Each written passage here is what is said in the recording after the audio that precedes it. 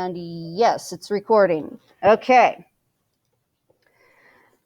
So this is actually 2016 question number 1. Question number 1. All right. So always take time to figure out what they have given you. W, water pumped into a tank at a rate. So this is a rate function, and pay attention to the units to help you see that it is a rate function. It is liters per hour. And it's also only available for 0 to 8.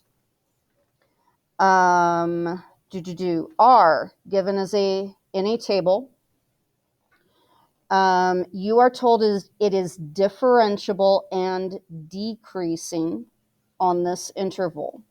And I'm going to actually highlight that a little extra. And that is for R. Now, if they do not tell you that R is differentiable, you have to assume it is not differentiable if they do not tell you that.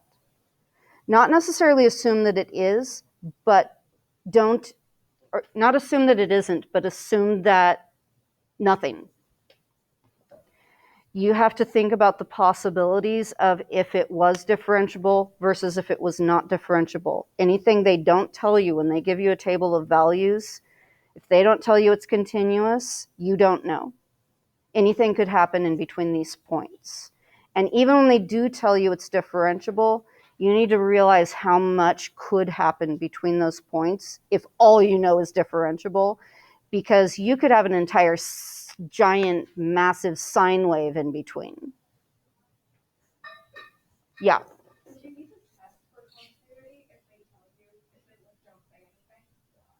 Say that again? You can't, not with the table.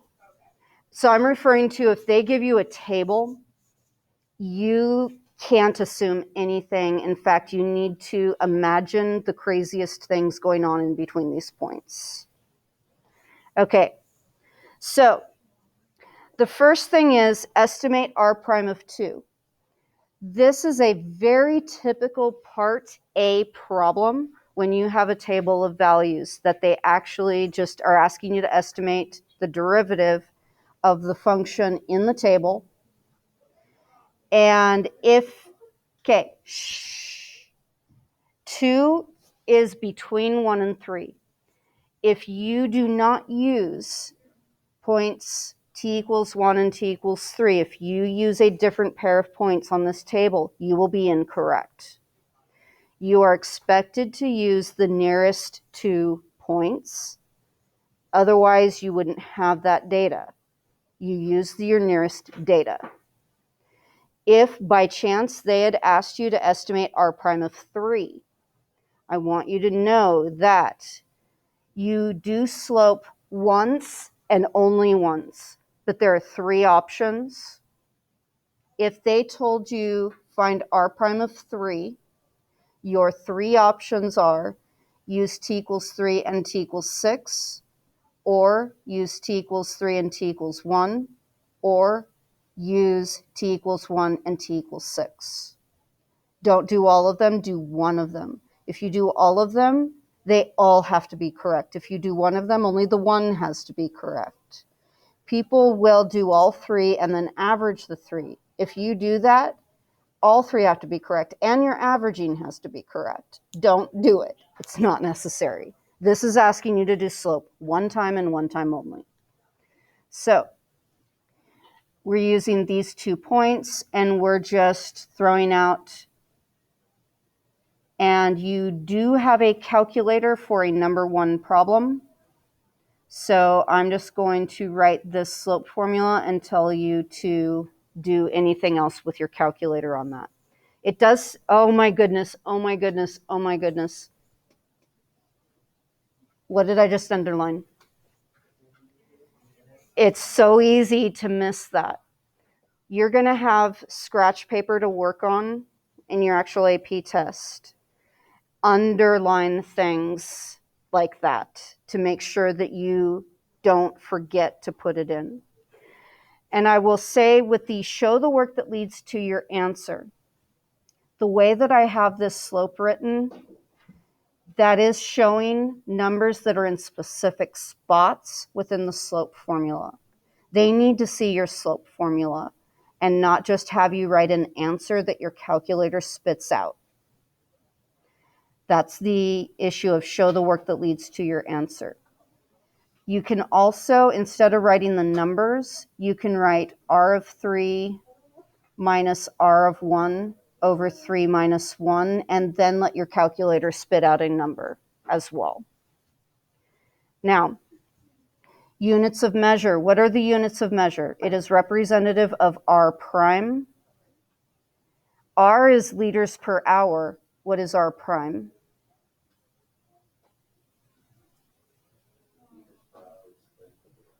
Yep, liters per hour, and you can write it however you want, but per hour, or liters per hour squared. You can write the fraction version instead of the word per, any of those. But take a moment when you're doing units to ask, it's the units for what?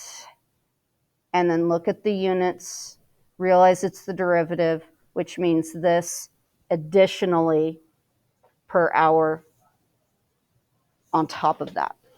Okay, part B, Riemann sum with 4 subintervals indicated by the data in the table to estimate the total amount of water removed from the tank during the 8 hours. Now, left Riemann sum.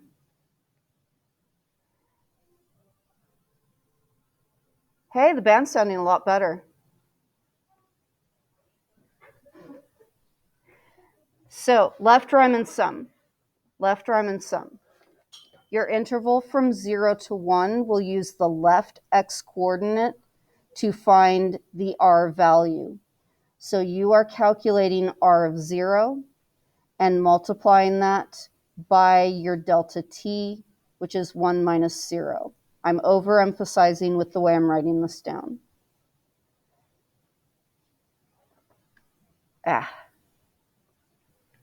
Then I'm going to add to that. My next interval is from 1 to 3. My left x coordinate is 1. So I am going to use r of 1, which is 1190, and I will multiply that by 3 minus 1. And then I'm going to keep going, but I'll just kind of write it down at this point. Next is going to be r of 3 times 6 minus 3, and then r of 6 times 8 minus 6. So I'm just going to go ahead and put it down. 1340 times 1, 1190 times 2. R of 3 is 950 times 3, and 740 times 2. And actually, you do not have to calculate that out. You do have a calculator. You can put in your calculator if you want to, but right there you've got full credit. As long as all that's required is addition, subtraction, multiplication, division, rooting, exponents, you don't have to do that. You can leave it. Okay, now the next question is this an overestimate or an underestimate of the total amount of water removed? So what you want to remember is that when it comes to the left and right Riemann sums, you're looking at a graph. We are doing a Riemann sum on the graph of R. This is important. We're doing a left Riemann sum on the graph of R. And this is not according to the data in the table. I'm emphasizing just a general what it looks like when you're dealing with left. What about the curve determines whether you are dealing with an over or an underestimate? Do you remember? Right. It's about whether the slope is positive or negative. And if you're not sure, I recommend that you draw something where you have two concavities, and for each concavity, an increasing and a decreasing. Every issue with is it an over or an underestimate is either about the concavity of the graph you're using, or it is about the slope being positive or negative. And so for me, if I can't recall off the top of my head which one it is, I'll draw little left Riemann sums in each of these. And if you see, I'm doing one per concavity, sine of concavity and sine of first derivative. And I can see that my overestimates are both dealing with a negative slope. My underestimates are both dealing with a positive slope. And so that lets me know that that is definitely the right thing to do. So that means I am looking at whether R prime is positive or negative. And now I've got to go back to my information and figure out which that is. And do you see something that I actually highlighted already?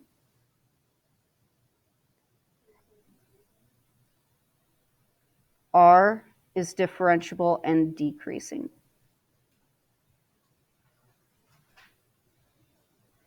So you have to, one, think about who you're estimating for. That function is the graph. That function R is decreasing. So you will say R prime is less than 0. And I recommend you say, because R is decreasing, let them know that you understand, you read their information, and you know why you can conclude that R prime is negative. From there, you can say a left Riemann sum. And I'm sorry, I didn't want to write Riemann. Because it's decreasing, it is an overestimate.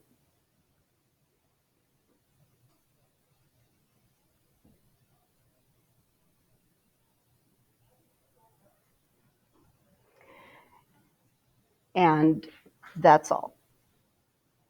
That'll do. Okay. By the way, when they say give a reason for your answer, they're looking for a calculus reason. That means either a derivative or an integral. And that's why I say you really need to state R prime is less than 0. In fact, let me look at the way they wrote the answers. Oh, well, they only said it's an overestimate since R is a decreasing function. I like being on the safe side. And from what I've seen, they like to see derivatives and integrals.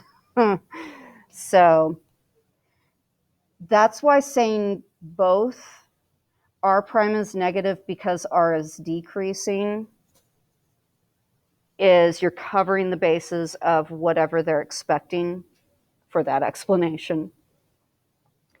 Okay, part C. Use the answer from part B to find an estimate of the total amount of water in the tank to the nearest liter. And oh my goodness, I'm going to underline the to the nearest liter. Because the rule is if you do not have an exact answer, you must give 3 digits after the decimal point unless told otherwise. This is the unless told otherwise moment. Now, we want at the end of 8 hours, total amount of water in the tank We have not yet used this W function, and that's the rate at which water is being pumped into the tank. So over that 8-hour period, I need to solve the integral from 0 to 8 of W of t dt. That is going to give me the total rate at which, the total in of water into the tank. The estimation that I have using that Riemann sum was integrating R of t, and I was integrating the rate, where is it? The rate removed. So if I subtract that estimate in part B, I'm just going to put a parentheses for whatever that number is. That's going to tell me the overall change in water in the tank. But notice that's the total change in water from time 0 to time 8. How much water was there at the beginning? Did they tell us how much water was there at the beginning? There you go. At time t equals 0, there are 50,000 liters of water.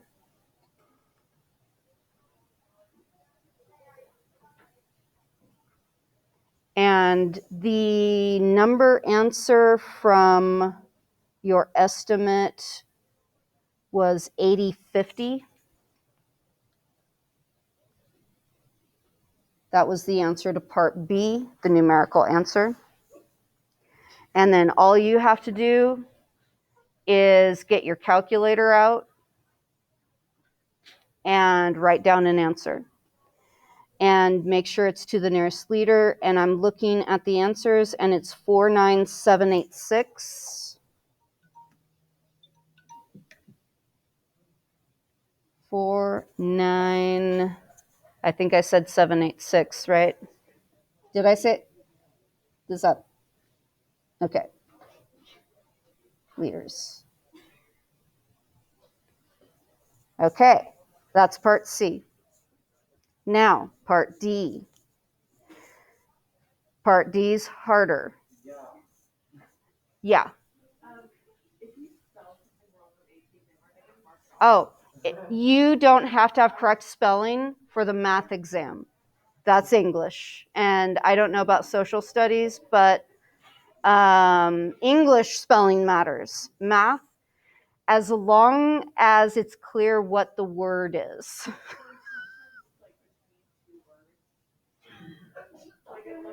Okay, let me just say, do your best on spelling, but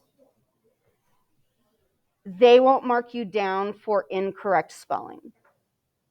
But I've got to say, I don't know how they read some people's writing. They've got to have some master handwriting expert, because I have seen what people wrote. Sometimes what students write on their exams, I have to actually go to them and ask them, what is this? It looks like a scribble. All right, here we go. Letter D. Letter D. Is there a time when the rate at which water is pumped into the tank is the same as the rate at which water is being removed from the tank? Is there a time? Does that sound like a value theorem? That's a value theorem, either mean value or intermediate value, depending on the perspective. So intermediate value theorem is saying that your function has every single y value between the two known y values. Mean value theorem is that the slope is for somewhere between A and B matches the slope between the endpoints. So it's a difference of, is there a y value between the y values, or is there a slope between the average slope? Yeah. So then we've got a function for rate at which water is being pumped in, and we have a function for rate at which water is being pumped out. So that tells me this is probably intermediate value theorem, because I have these functions that it's asking me, is there a time when for that value? So I've got my W function. And let me just be able to see this clearly. We are looking at from time 0 to time 8. Now, most of the time when they give you a particular time frame, you're just going to use those endpoint numbers. Now, the endpoint values of R of t are known. The endpoint values of W need to be found. You need to find W of 0, and you need to find W of 8 with your calculator. And then you need to look at the total rate of change. Because again, it asked, oh no, wait, sorry, not the total rate of change. I did need to reread this. Is there a time when the rate being pumped in is the same as the rate being pumped out?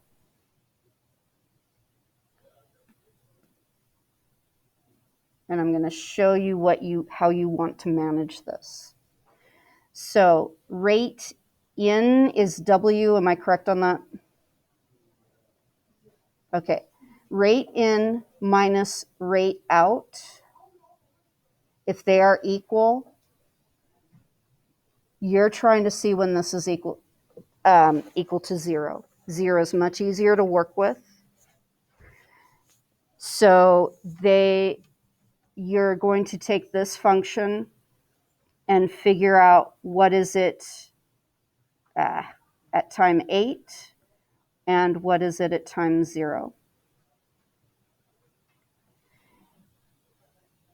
And again, you've got these for R. Find these with your calculator. That should give you, let me see, what numbers does that give you? No, they aren't telling you, are they? Okay, so you probably found those numbers.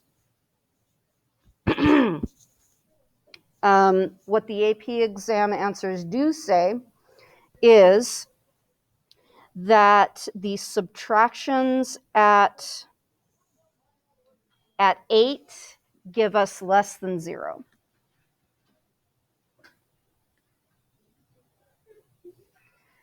These subtractions with looking at, so basically you're going to find these with your calculator, you're going to get an answer, this is going to show a negative number, this one is going to show a positive number, and that's what matters with intermediate value theorem.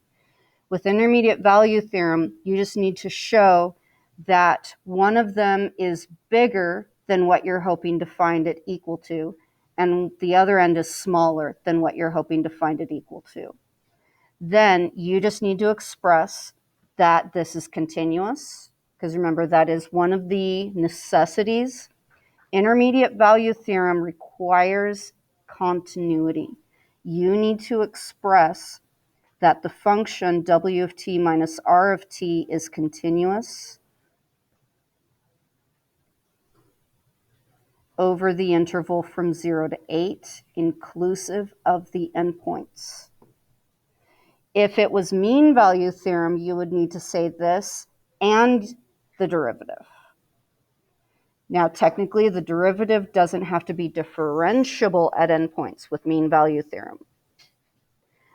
But, if you know it's differentiable at the endpoints, just throw it in there. It's easier than trying to remember what doesn't matter. So make sure you say that, and then you can conclude that there is a value. And make sure you say intermediate value theorem. And from there, just look at the answer. Actually, oh no, I can't, just because that's another computer. Anyway, so I'm going to stop this video